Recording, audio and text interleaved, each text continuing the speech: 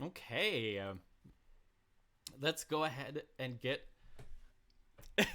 let's go ahead and get started. Oh, I'm doing a couple little adjustments here. Welcome everyone to the I was about to say the Game Detectives, but that's my other YouTube channel. Welcome everyone to Serious Play on this lovely Monday. Welcome to Coffee Break. And I am David Kutchik. I am a PhD student here at UW Milwaukee, and I am here and joined by three lovely individuals. If they would love to introduce themselves. My name is Janelle Malagón. I'm a second-year PhD. I study video games, and today I'm just here to talk about them. Yee. I guess we could do it. Go. Yes. I'm Eric. You call me Air. You call me Air Bear. Whatever you wanted to do. PhD candidate, UW Milwaukee. Cool. I am Ren. I'm a first-year master's student at UWM, doing the game thing, like everybody else. Cool. And I forgot to pull up the land acknowledgement. So if somebody has that handy with them and wants to read it, that would be I got lovely. You, fam. Thank you. Hell yeah. We acknowledge that in Milwaukee, we live and work on traditional Potawatomi, Ho-Chunk, and Menominee homelands along the southwest shores of the Michigamme, part of North America's largest system of freshwater lakes, where the Milwaukee, Menominee, and Kinnickinnic rivers meet, and the people of Wisconsin's sovereign Anishinaabe, Ho-Chunk, Menominee, Oneida, and Mohican nations remain present. Awesome. Oh, and now TurboTax is telling me to file my taxes, so that's fine. Do your taxes. So today we are playing Ori and the Blind Forest. And the reason why, ooh, that's a little loud. I might turn it down a little bit. The reason why I've started playing Ori and the Blind Forest is because I wanted to play a platformer because I recently just finished Persona 5. And I kind of wanted some kind of game where I can freely run around and jump and do all sorts of things. So I started playing it this weekend, and I'm having a lot of fun with it. And right now I'm in the fun one. Mirage Woods, I believe is what... Misty Woods is what it's called. Misty Wood. Yeah, fun fact. You guys, I think you guys all know this already because I said it in Slack, but our audience doesn't. I played through this unrelatedly Thursday, Friday last week. I beat it in 2 days. It's not a terribly long game. At least when you're a master platformer like me. Wow. You're gonna have to back those words up. in under 1 hour. I'm gonna die again. Do you have the dash? No, not yet. I unlocked it on the tree, on like the skill tree. But I haven't unlocked it yet, like as officially. Same bullshit happened to me. I was like, ooh, dash while in the air. That sounds awesome. Turns out the dash is a completely optional thing that you can do. Like you don't need to get it to beat the game. Oops. I got it before the final level, and then like, but by that point, I already know how to play the game. I'm not gonna relearn how to use the dash. Just kidding. I use it a ton. Dashes are awesome. I do like the little like movement you can do to like take enemy projectiles and basically like bounce off them. Yeah, that's one of fun. my favorite mechanics in the game too. Something that I have I mentioned this in the chat for our Discord, but something that I really found interesting is that the aesthetics of the game are really like kind of classic storybook, like fantasy kind of world. But it also is like very difficult. And like for example, like one of the modes you can do is if you die once, you like die and you have to restart the entire game again. And so I was thinking about like the weird, I shouldn't say weird, but like the mishmash between like that like really children's fantasy world with like really, really unforgiving gameplay, or at least unforgiving gameplay in some modes. That feels very much like unforgiving, like children's fables, where it's like those are the stakes. in some children's stories. Yeah. I say that I'm taking a magic realism and fabulism class right now, so we went back and read like, Hans Christian Andersen, Grimm Brothers, fairy tales, and I mean those, you don't get a save point there. You just get eaten and then you die. So that's really cool that you mentioned the storybook element. It does feel a lot like a pop-up book visually. There's Yeah. some DNA between this in terms of its movements and visuals and the Rayman series as well. So Yeah. there's definitely a like a lineage of platformers that were designed for children that you co-op a lot of these same aesthetics in meaningful ways. Although clearly there's like some real emphasis being put on lighting that is not present in the Rayman game. Yeah. I think that the platforming genre I think is one of the most friendly to a younger audience. I mean, and like I'm not just saying that because like Super Mario is popular. But I think that like there's like a real thing there where it's like the skills that a platforming game kind of asks the player to kind of master and use are often, and I mean we're getting like kind of like the mid to late game of this particular game, so like this is a difficult game in some respects, so it's maybe not a great example of this, but like but I think that anyways the skills that a platforming game asks you to do are like right there, like movement. It's like yeah, I mean primarily movement, right? It's like, and so like to accomplish any goal, it's just get from here to there, right? You don't need to like headshot somebody or anything like that. And I think that that allows to I think that allows the games to be, I think it's more intuitive for children, right? Children are like still in that phase where they're learning to walk and run and pull, you know what I mean? Like the new ability. I don't know what I'm saying. Well, it is. No, I agree think, with I Mr. think Man. you're onto Like, something. compare compare Super Mario, the original Super Mario Bros. Just compare that to Super Metroid. Same right, same developer, right? But Super Metroid, you have to like know how to traverse a map and like remember stuff. You don't have to ever remember anything when you're playing Super Mario Bros. Right? And this is a Metroidvania, right? So it's at least in some respects. Yeah, it's like platformer Metroidvania mix mashup. Yeah. If I were to actually make a video essay on this game, I would probably argue that it is not a Metrovania, but that would be a very boring. Oh, I died so many times because of these stupid little plant things. I'm just gonna wait to see how long it takes for you to figure this out. You know, it's Eric, it's worth saying. Oh, sorry, no, Joe, please. No, go ahead. Sure. No. It's a, how do I put this? There's obviously that component of like, okay, you know, maybe there is something that is more intuitive about this than other genres, and maybe there's something safer, right? Like, you know, other than Splatoon, how many shooters are there really that aren't like incredibly like violent for a child?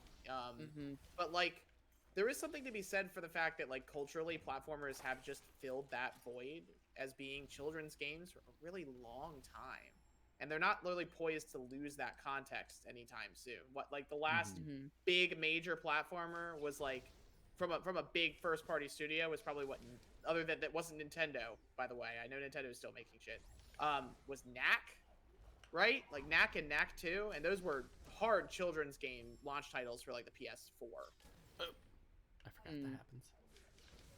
Yeah, no, I agree. I think that they're solidly staying in that. And I think that to Eric's point about, there's something like kind of inherently maybe appealing about this to kids, I think part of it might also be in the fact that if there is any form of quote unquote combat or confrontation, generally it's defensive, it's environmental. You're reacting to things that are in your way of completing what you described as the main goal of get from here to there. The only reason that you would need to really engage in any kind of confrontation in these games is generally because something is obstructing your path. And it isn't necessarily like just a kind of empty confrontation. Moreover, it's just you're reacting to some kind of environmental feature, and then you have to kind of contend and respond to it. I also think it's interesting that the combination of the Metroidvania, especially with something like this, and I'm also thinking of something like Hollow Knight, where a lot of your movements, like a lot of things you learn aren't, so like in Legend of Zelda you gain items, but a lot of things you do here is like you learn moves, or like you learn how to do more movement, Like which another like double jump. yeah, so which is Mm. like kind of similar to how like kids like learn how to crawl, like learn how to roll Mm, over, learn how to crawl, learn how to walk. And then Kids like and later dogs. on in life, we Roll learn how to over. navigate using like cards or whatever. So there is this Right. interesting like relationship between it being a children's story aesthetic and also like just learning how to navigate an environment, and like Mhm. having it be as like an explicit part of the play of the game, I think is also something that's very interesting. And Yeah, there's like clear scaffolding for Mhm. skills. Yeah, and it's also pacing, right? Mhm. So, in a platforming game, the player kind of gets to determine the pacing of the game, right? Because like in an action game, things are maybe hunting you, right, and Mhm. attacking you. But in most platforming games, if you like in Super Mario, if you take out like a Goomba who might like another Goomba's not going to come attack you most likely, right? So you've got time to you've got time to like look at it and kind of think about it and then try to figure out. It's like a mix. Platforming games are almost like right. They're kind of like puzzle games in a sense. And there's the only real exception to that rule that I can think of right off the top of my head is the Mirror's Edge series. Although we can, perhaps openly debate whether you should call Mirror's Edge a first-person platformer or a simulator, or if there's any real difference between the two. Or a what simulator? You cut out. Free-running simulator. Ooh, okay.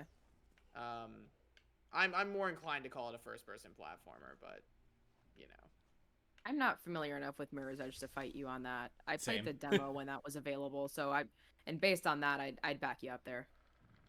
Ooh, well then that's coming on to Coffee Breaker Lunchstone because I love that game so much. I see, and that's we one I wanted to can't play, but I look never at it. have. I like the Mirror's Edge games, but they're hard. Are like I like the concept, but I get a headache from playing them. Sure, that's fair. Did you save at that link? Yes, I did. Okay, good. Oh, not this one, but I did. Resave. Whoop. Oh, I can't save because of this guy. Oh, am I gonna cost you?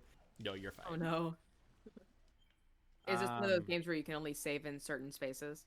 You see the blue bar at the bottom? That is his list of saves. That's cool. And it can also be used to attack people, or things. What? So like That's the wild. same thing, you can hold down B to make a save point, and then hold down yeah. X to like do an explosion attack to The hurt. meter is used, Oh, not the that's save rad. point. I got confused too. I was like, "What are you talking about?" I mean, that'd be super cool. It's like I will sacrifice my save Oops. to end you. Well, that does actually, like, there are games that do something like that. Like, Shovel Knight has a system where you can destroy one of the save points for additional money. Yeah. That's wild. That's super interesting. Yeah, I love Shovel Knight so much. Oh, Another it's so game. good. What is this? Shovel Knight? Shovel Knight. Yeah. Shovel Knight's a pretty good game. I almost speedran it Oh, no, for when I had the speedrunning show. I've got the treasure trove, so I have, like, all 4 of the Shovel Knight games, per se. Ooh, So, I haven't played the was last speedrunning one. the Plague Knight one. the Plague Knight one's great. Did you get Prismatic Road? Because, like, that thing is just hilarious, and I love it. I don't think I did, unfortunately. I Just don't even know run. if you would pick it up as like a speedrunner because it requires so much like labor to get, and it doesn't really give you that much in return. It is dumb though. Wow, David, that was super clutch. I haven't played the King. Damn it! And then I just like died. I haven't played the King Knight one. The King Knight one is, or whatever the last one is. I'm not as big a fan of the King Knight one. It's cool. It's just not like my favorite is the Spectre Knight one. I really like Ninja Gaiden, so So really, I need to go play the Messenger. At some Ooh, point. the Messenger is so good. Very fun. Hell yeah. There's so many platformers that like I love platformers. I was raised on platformers. They're like the thing that that got me into gaming for the most part. So Same. I Underrated. can Save. Yes, one I'm of gonna these save days- now. I should emulate, or I should get the digital copy of Sonic 3 and play that on here because like Oh Sonic my 3 god. is so good. Talk about Michael Jackson. Yeah. Yeah, I think think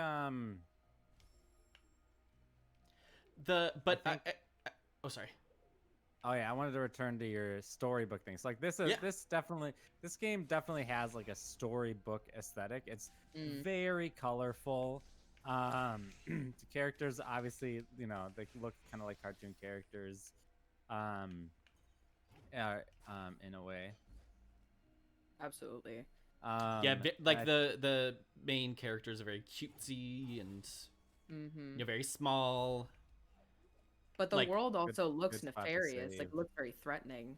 Yeah, and a lot of that is down to how they're using like parallax here. I think. oops. Mm. Like God, that is like what is that? 4 or 5 layers of Yeah, art? there's a lot. Yeah. Yeah, plus Mhm. really good blending. Like this game is very impressive visually. There we go.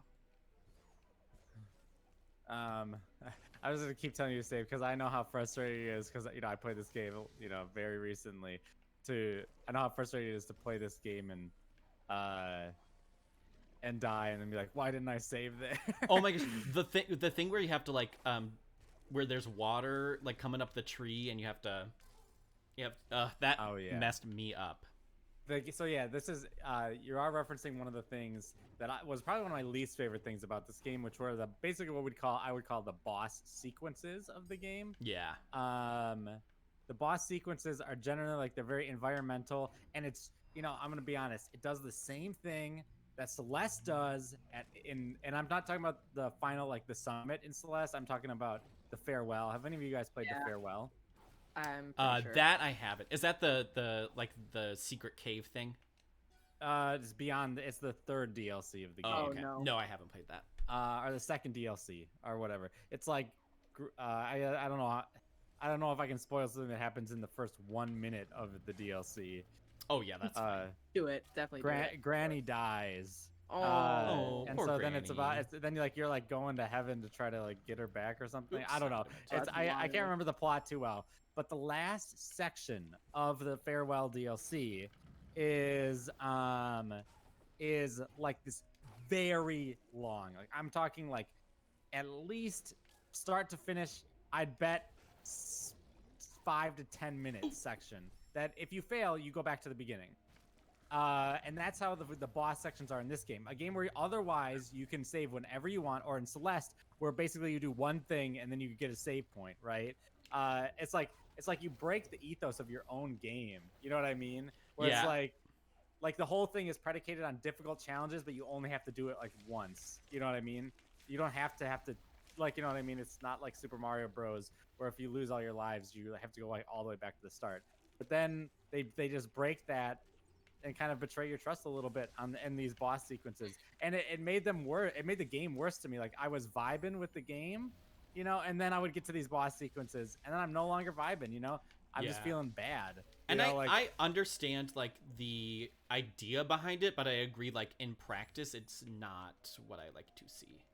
Well, you want to give the player like a sense of security in a platformer. There needs to be something they can fall back on, And I think like the idea in Super Meat Boy that you're always, when you die, you're always going to go back to the same place. You're always going to redo the same actions, and at the end of the level, you're going to get the catharsis of seeing yourself do it over and over and over and over again. Those are all grounding kind of mechanics. It's interesting to me because like a subversion of that generally has to come at like a point of narrative significance, or has to come at a place where that you can, where ungrounding the player is like something that is really effective for the moment, And it sounds to me like from what you guys are saying that that's not the case with these boss segments. They're just doing it to try and ramp difficulty. Well, Yeah. it's not just ramping difficulty too. I think that it'd be one thing. Okay, so like in a normal, like remember when we were talking about platformers, just like about pacing, right? Where normally you get to pace the game yourself in a platformer but in these sections, there's always something that's like trying to kill you, right? Like, or that, whether it's environment or like a literal enemy. And so like you get to them and you start to play them, and it's just like, because something is like hunting you, you don't have any time to actually think. So then you just gotta go, right? And the thing about just going is that then the game, a lot of times when you die, especially when you die after getting to a new section, it's more like the game saying "Gotcha," you know. Yeah. It's like that Yeah. Brian David Gilbert video, right? Are we playing a game of Gotcha? Like, Mhm. but like, The gotcha Um, media. Sorry. and it's like, why, like, so, like, you know, like, I just wasted a minute of my life like getting to this point, and then for the game just gotcha me, and then I have to go back, and then I'm gonna fail, you know, 6 times trying to get back to where I was, right? Mhm. And then I finally get back. Maybe I'll beat it, maybe I won't, because remember, I got gotcha'd last time, so I didn't learn anything, right? Like, I just got gotcha'd, so now I have to learn how to beat the gotcha, and then there's another gotcha. You know what I mean? And then I got gotcha'd again. It's like I'm just learning all the gotchas, and that's not engaging gameplay in my opinion. So I was really underwhelmed with those boss sequences, we might call them, from start to finish. Every single one. I think one of them I beat on like my second try or something like that. I think it was the first one. No, the first one's the water. I don't want to spoil anything. Yeah, I don't think spoil. I've only done the water one. I think the one at the end of this one I got through pretty fast. Not saying you will, not saying it's easier. I might have just gotten lucky, right? You know. Yeah, once you figure out the gameplay loop. But yeah, I do think there that like again, I get the idea of bringing a new challenge into the player as like a way to cap off a section. Like that's totally typical of most games, right? Like a boss is a fancy enemy, you know. Yeah. But it does when it interrupts the gameplay loop to such an extent, then that's where I think it gets a little unwieldy. Right, however because you wanna it kind call of it. separates the player from the kind of standard pacing that the narrative or gameplay had set before. Yeah. And it sort of arrests you and stops you from being able to continue anything at all. And instead, what it does is it just makes it a kind of frustrating experience. And what you learn instead of, you know, any new mechanics or anything is I'm going to hate every boss fight that I get into. And I better save as soon as I realize I'm heading toward a boss fight. I'm trying to get up to this secret area. Yeah, Yeah. and I think go ahead, Ren. No, yeah, actually, you know what? I will kind of say this because it's an additive version of this, but it's worth mentioning. So the messenger is actually a really good example of like this idea of there's a mechanic that solidifies the gameplay loop, and you know we're gonna take something away from that in our boss battle. The thing that they're taking away, of course, is that you're jumping between these 16-bit and 8-bit sections of the game, which is just beautiful. But in that final boss battle, you are in a place where you are, like, the boss is swapping, whether you're in the 16-bit or the 8-bit zone, and what's going on in both of those zones is entirely different. So you have to, like, make sure you are in the right part of the screen to make that work. You are losing that control. But when the final boss is that menacing, and the point of, like, it's the only boss that does that, you have, you know, you've really, like, hopefully unsettled the player a little bit with a bit of a challenge. That's kind of the issue is like to take away the player's grounding, a boss has to be menacing enough to do that, you know? Like and that's why I think for final bosses it can work so well. And for particular like the Dancer of the Boreal Valley in Dark Souls, right? Changing the timing up of the movements is like a beautiful choice for one boss. And that boss is infamous for being terribly hard because it's just really, yeah, because it's in 3 instead of 4. Yeah, because it's in 3 instead of 4. Maybe I think in 3. That was like I remember that as a particularly easy boss fight. Well, and I'm thinking of Ocarina of Time and how the only section ever where like you have to escape something with a timer is at the very end, too. Right? Like that's the only time you ever have to do something like that. Yeah, I think what I'll say about it is this. I did not find Ori and the Blind Forest to be a particularly difficult game. It wasn't a game I played because I was like, oh, this game's so tricky and hard. And like, I feel so good beating these challenges and stuff. Right? That just wasn't like, I enjoyed the game because I was like, I enjoyed just like platforming. Like I like jumping around, like, right? It feels good. Like in the game, generally, I think it's a little loose. It's like a lot looser than like a Celeste in terms of the tightness of its mechanics. But But that's also like part of it. Like that's Yeah. part of what it does. It's not trying to do that. It's not trying to be tightness. Celeste. I'm just saying, I still enjoyed the platforming even if it wasn't as tight as yeah. other games, right? Totally. And so and then I really loved the way the game looked, and the story's pretty good. And so like those are the things, right, that I'm like sitting here like, oh yeah, I really liked this about the game. And then I get to these segments, and it's just like things I like hard games, but like this wasn't why I was playing this particular game, right? And so then it's just like, Uh-oh, did the stream die for you guys or just me? No, it's also buffering. For Yeah, me. it's buffering. Oh, sorry. My internet's back. not the most reliable. We're back. Oh. We're back. Okay. We're back. Don't worry, it happens. Oh, you're good. Oh.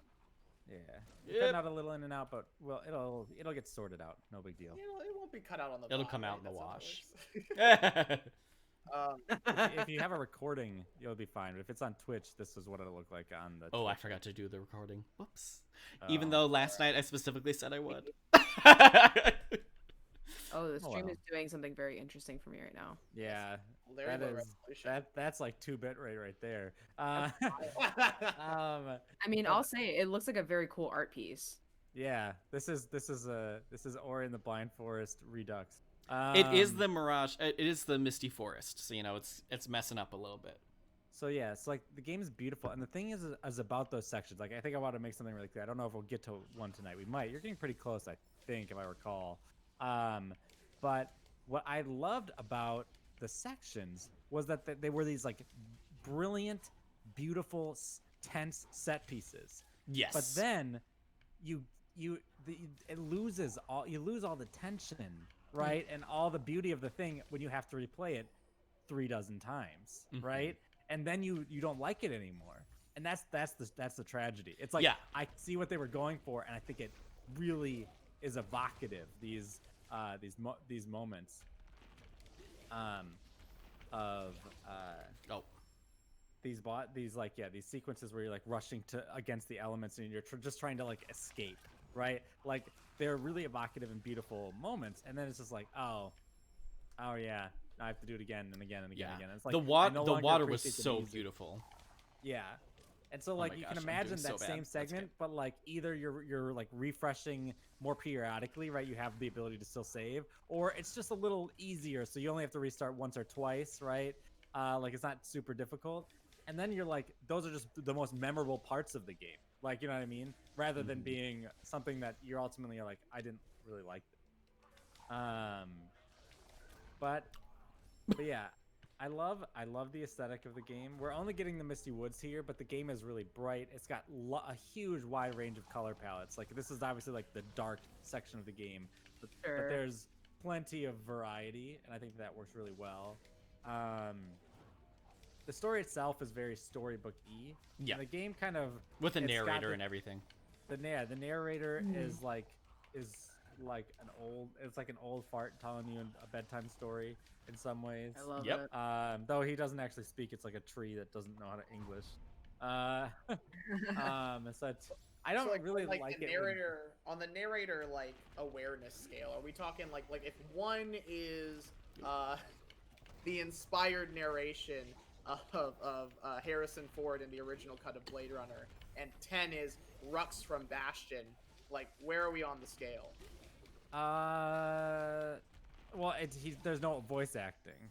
Oh, there's no voice acting. It's just a tree It's just going it's like, and then it's like Ori went to the Misty Woods. You know, like you insinuate. You know, you have to. And I don't really love it when games do that. When they have a character voice acting and like another language is like, I'm not like against other languages, but when it's like it doesn't even sound like a language. It was just like low rumbles. And I was just like, I don't know, just give me the text. Like, you don't have to have the character fake speaking tree language in the background. That works well in Banjo-Kazooie. Cause like each character has a distinctive voice, right? And like it's very deliberate with how they're acted. But also, like 90% of that is just Grant Kirkhope making funny noises into a mic, and which is great. There's something about the original Banjo and Banjo-Tooie that like lend themselves to to Grant Kirkhope making funny noises into a mic. Animal Crossing has the babble speech, right? I'm not saying it's not always bad. It's just like I don't think it works in this game because of its storybook thing. But one thing I will say is I did really like these sections. I don't think you've had one of them yet. No, this is the first one. Yep. Yeah. But so the game does quite a few of these orb sequences where you have to like carry the orb from one place to the other. And they're really fun because you're like very limited. You can still attack with your Wispy, just in case. I just noticed you weren't attacking with them. Yeah, I just realized I could. But you basically lose all your movement, and the thing is, you can put it down if you need to, and then pick it back up. So, but I love like when games like strip away some of your abilities, and then you're like, oh no, like now you have to do it without any of that stuff, and it's like it can be really rewarding because like I think it's like one of those things where it's like having ankle weights on, right? Like it's like you realize how fast you are once you take the ankle weights off. And so like once you have this short segment where you carry the orb over, you put it in the thing. I think this might be one of the boss fights that we were talking about. Probably, yeah. It does look like a boss setting. But you put it in the thing, right? And then I don't know. I don't think. But what was nice about that section is that it was really short. Like it wasn't super long. But now you're gonna take the ankle weights off, and you're gonna feel like you're gonna feel good because you're gonna be able to run free. And I love it when games do that kind of thing.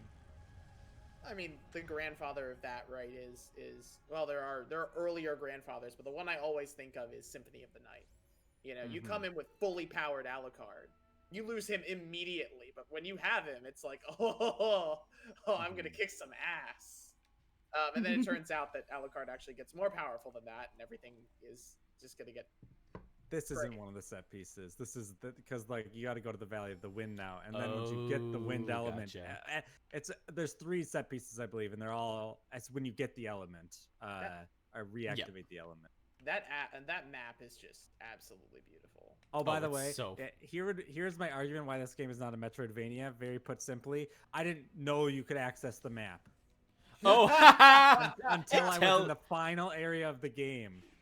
Did you never I had tried to press the select button and it didn't do anything, so I was just like, oh, I guess. And start doesn't give you a way to get into the map, so I was just like, oh, I guess there's just no map.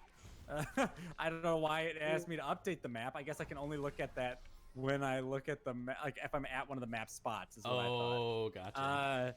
And so if I can beat this game in a reasonable amount of time without a map, it's not a Metroidvania.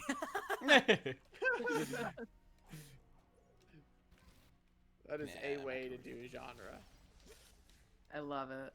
Hey, genre's informed by its users and audiences.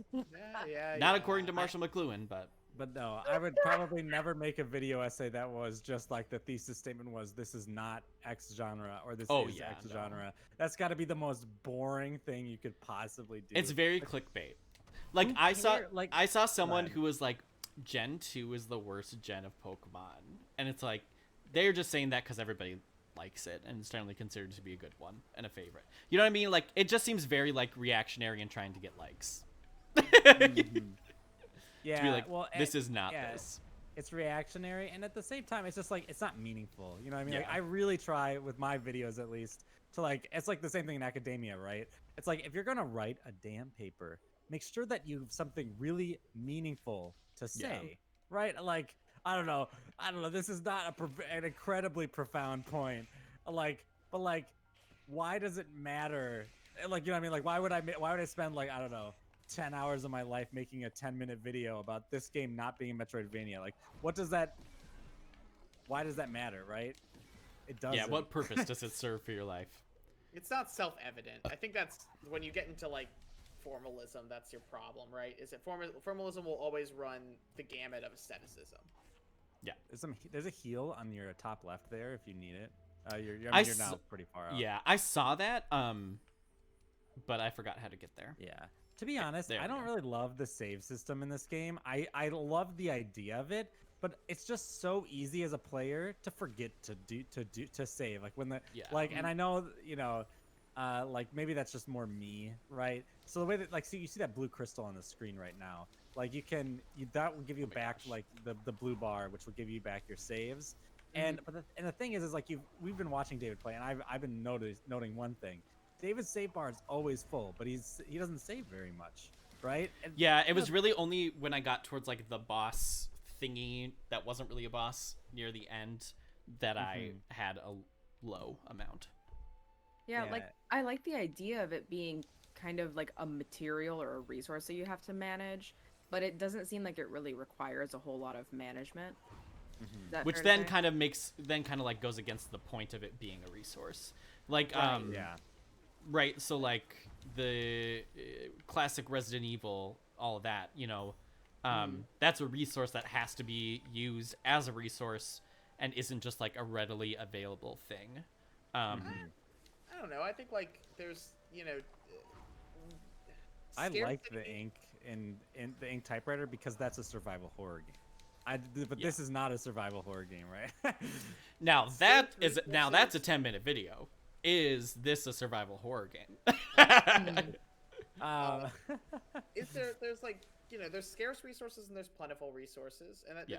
like the choice to make something a resource doesn't necessarily, whether it's scarce or plentiful, it doesn't necessarily in and of itself mean much. I don't think so. That's Yeah. true. There's It can this do different things. does the save system that you use for attacks, as Looter Scholar points out, create tension in moments of the game? Is that tension valuable? If that's I the think case, so. then scarce or plentiful, it's doing its job, and it's doing its job well. I Now, would say the it question does of- not create tension because I reached the point like in the game where you know what I did? I never used it. I never did any of the attacks that required me to use it because I was like, well, I want that energy for saving, right? And the game doesn't. There's not really like there's no enemy in this entire game who is so difficult as to warrant having to use the charge attack. Like there's not even one that's close. Like there's not even There one are some that are like it's more remotely close. convenient to use it, but there's definitely none that you can't use the normal attack. But I do agree with Ryan in that it does create some tension in oh my gosh, in At least harder ideally it areas. creates tension. and there's also the question of See, like you just you are- lost a lot of progress. Like Yeah, that's why I that don't was like my the bad save though. system. But that was Yeah, my I bad because I know. wasn't paying attention like I should have. I don't want to have to remember to save. Or my problem is that it's not that I don't want to remember to save. It's that I find it annoying that like I need to be so careful about when I save that I forget to save, right? Because like I'm not saving often. I think when I first booted up the game, I thought that the way the save system worked was you see that bar that it's like a little timer on the bottom, right? That's counting up. That's until you can save again, right? Yeah. So the game won't let you save more. I thought that the way the game worked was that you would save and like you can't save for a minute, right? Like I thought that would be a really cool thing. It'd be maybe it'd be lame because you could just wait it out, right? Like you'd be like, well, I'll just wait 30 seconds. But then there's attacks, right? There's like attacks on your literal time, and that's kind of cool. I don't know, but then it was just like, oh no, it's this resource that I don't know. It didn't inspire me in any meaningful. And ways. I like it. I don't think it's like terrible, but I mean like I haven't played very many games that have the resource it as a resource in this way where it's also an attack. So like the novelty of it I thought was kind of like, oh, that's kind of cool. It's neat. Yeah. I will give it the error bear what is not symbol Seal. Sign. air Seal. bear seal Oh my of gosh. neatness. I'm just gonna. Yeah. I also think that this game does suffer. You haven't gotten there yet, I don't think, David, but I think that this game does suffer a little bit from feature creep. And by that, what I mean is by the end of the game, my Ori could do so much with so many different button presses that it became like a hassle. Like in particular, there's a move where you have to be holding down the R button, Oh my the L gosh. button, and then you need to aim and then press A. All right, Oh, but you need to be yeah. holding down the R button beforehand, and then like in order to do it, it's like and like the dexterity was like as me, and again I'm the best platformer player ever, as evidenced by my rank, once top 200 rank in Portal, which is a platforming game too. I'm the best platforming game ever, right? If I had trouble with it, I can't imagine like I assume other people have problems with it too. Well, that just seems more clunky than anything. Yeah, it was a little clunky, but yeah, I still what's funny is that in chat they're talking. You guys are talking about the. I assume serious play is Ren. Is that correct? Yeah, serious play is usually. me. What's funny is that you guys are talking and I liked Breath of the Wild's weapon system. I love. I did Breath of too. the Wild's weapon I system. liked am it here for it. too. I am deeply here for it. Tell me more about how your resources are not renewable. I'm super into that. I liked it. Logocentrism. I don't even know what that word means, Ryan. I'm googling it. Logocentrism. How do I do this? Do I just jump through? Nope. Oof. Words Time to and save. language as a fundamental expression. See, this is a time to spend your resource. Yes. But even there, I mean, you didn't lose a whole lot from your stock, so to speak. We do No. have to like ask, I think, to some degree. What as the heck? well. This We're isn't talking even about something anything. like- I don't know what that thing is. I also like killed myself trying to get in there, and then This was like, isn't oh, a thing. Maybe it becomes a thing. I don't know. I don't know. Makes me Maybe. mad. That's like almost more frustrating if it becomes a Try to. thing. Did you do a charge shot on it? Ooh, that's a good idea. Well, I just died. But I will do that. Good luck trying to get back up there. I guess you have a little bit of health. When I got here, I had no health to work with, so I had to try to do it without taking damage. Nope, that didn't do anything. No. See, I love like when you do the charge shot there. That all the Maybe it's needles, just like, there you to see like them, make you think sway. there's a thing, but there isn't. There's got to be something there. It's way too difficult of a challenge, and I see that similar thing around, quite often. But I wonder anyways, if I can like.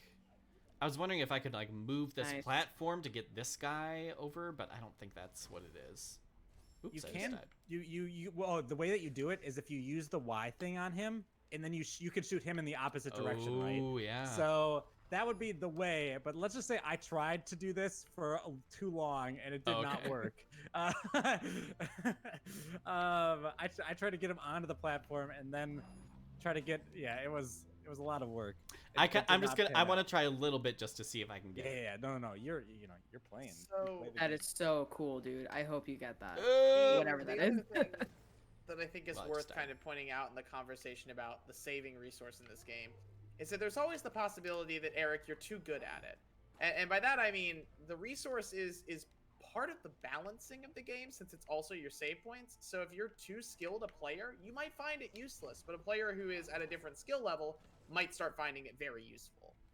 And so there's a question of like, does it that the game doesn't work I know. for I can that, say or it. if it doesn't work for like I can you. say it. I figured out why it bothers me, or at least I figured out how to say why it Oh, bothers I was so me. close. So the reason why it bothers me is this. I am playing a platforming game, a very beautiful, movement-oriented platforming game. I hate evoking this word, but flow, right? I don't want to the thing is like when I'm in the rhythm of the game, I don't want to have to stop to think about saving. I'm in the rhythm. I just want to play. You know what I mean? Like I just want to go, dude. You know, like. Why do you hate full? I love like I don't know if that was a joke or not. I just find it to be I don't want to say it's a meaningless term because I think it has a lot of meaning. I think generally speaking when people use it they know what they're talking about, but I think when people hear that word they don't know what's being said. Like I think it's a very ambiguous term in some respects. But when I'm in I'm going to use rhythm here cuz like I don't know.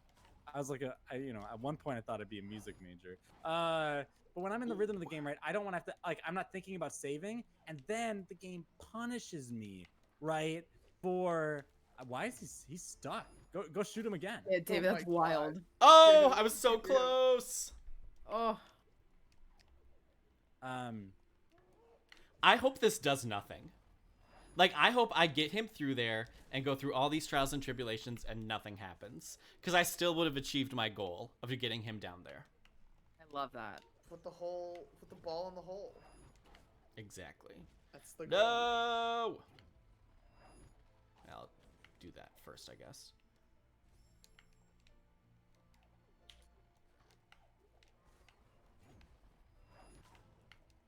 This flow conversation is interesting though.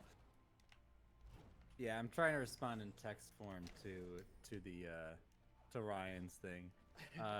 It's just such like invariably discussions of flow also get caught up in discussions for me of game feel, and so like I'm gonna, this is where I bow out and let the people who have played the game talk about it, because like every game has a different kind of tactile feeling of play is so important to like your immersion in the play. Yeah. So my question is, I guess we'll just we're gonna set aside anything, flow, rhythm, whatever term you want to use, but this is for anyone who's played the game.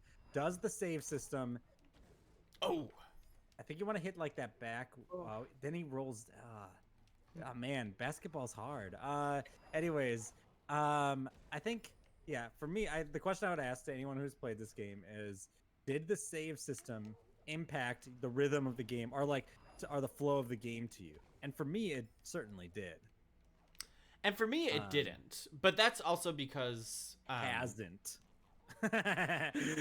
That's because the only flow that was weird for me was the water section so far, because I wasn't able to save within it. I see. Oh, this poor creature just keeps dying over and over. I think retracing steps is a lot more of it.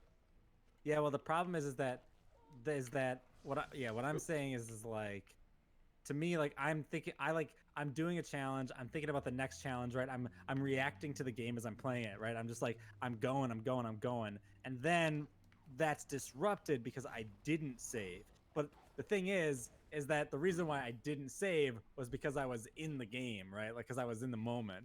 And and this is just, maybe I'm just a forgetful person, right? Like, maybe like the true meaning of all of this discussion is just, wow, Air Bear, you're just a little forgetful, aren't you? That's the problem with this game. You just don't want to have to remember stuff. But the thing is, and I'll just note, is when I play first-person shooters on the PC, I never forget to hit F5. Do you know why? Because there ain't no cost to it. Right? And it's just like, I just throw my finger up, hit F5. For anyone else, that's typically quick save in a lot of games on PC is F5. So, I'll hit quick save and I'll keep going, right? Like, it's like, that doesn't disrupt my flow because I don't have to sit and charge up it, right? You hit F5 and you keep going, right? Whereas in this game, like, you have to be in a safe spot, hold X, and then like you charge it up and then save. And then it also takes a resource. So it's a lot more of a disruption into the play. I think with what you just said, not being able to speak to game feel with this, I think that disruption then sort of lends to something David mentioned earlier about this being a survival game. That is a survival game in a way, because you have to expend energy, use a resource, gather a resource, and have that on hand in order to expect that you'll be able to save the game. So I'm not suggesting that that's something that you're going to do all the time, where it's like, oh no, I'm out of save resource. Clearly, that's not necessarily the issue, but you do still have to kind of keep an eye on that, because if you are in a tight spot and you don't have any of that resource, then it doesn't matter if you have the time for it. You know what I mean? Yeah. I'm gonna give up on this a little bit. I really wanted to shout goal really loudly when you got it in. Yeah, I know. But maybe I have to like pound on it. We'll see.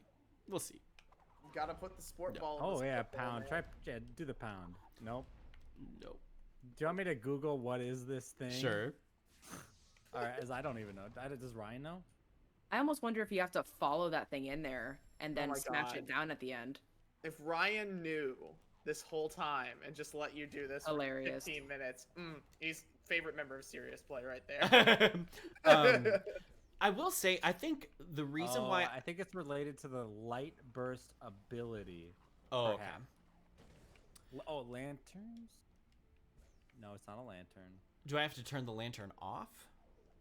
No, it's not a lantern. I will say, if the goal is to get the guy in there, you need to have an ability to do whatever it is with. I was gonna say, it's an optional ability too. It's not something that I didn't get it in my playthrough. I was gonna say, if that was the goal, right, of just shooting him in there, it would have been poorly designed, only because it was inconsistent on whether he would explode or whether he would just like kind of hang out there in that little crevice. Because I would shoot him in there both times, and essentially with the same movement, he either exploded or just hung out there in that little crevice. So that would have been poorly designed if that's what you were supposed to do, because then it wasn't consistent. You know. I have this issue with Super Mario 3D World, actually. And I know this seems really off topic, but I'm going to throw it in there.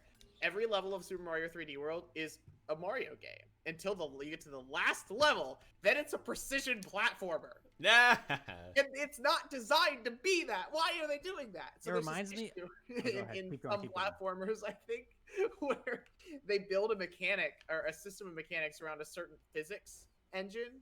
Or game feel, like, oh, the floatiness needs to be here and the precision needs to be, and all that's derived into precision or whatever else. And then they throw some like hard challenges in there, but they don't know what the fuck they're doing as far as balancing goes. And they make them a little too hard for the engine to compensate. And so you're stuck in this horrible position where you're like, imprecise game, precise action. How? How do I? Yeah.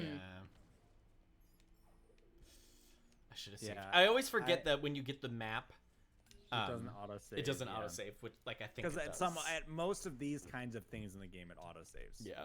I see. Like whenever like there's like a little like where you're like inserting a thing into a thing or whatever. But anyways, yeah, one game that does that well. I will give credit where credit is due. Super Mario Sunshine has moments where like they take away FLUDD, right? And then it's like just pure like Super Mario 64 platforming, right? I really liked those sessions then, and I think I would still like them now.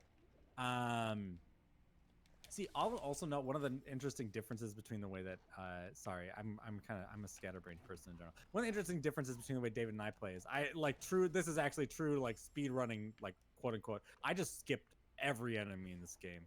I'd have never bought I like doing it. None of the enemies are particular roadblocks. So what I would do like with this spider is I would Y one of his projectiles and then I would Y him. Y is the like jump off button. Just keep going, right? And I'm not saying you're. And so to me, like maybe that affects the the way that the save thing impacts me too, right? Is that I skip all the enemies, right? Oh like, sure. So then, sorry, go ahead.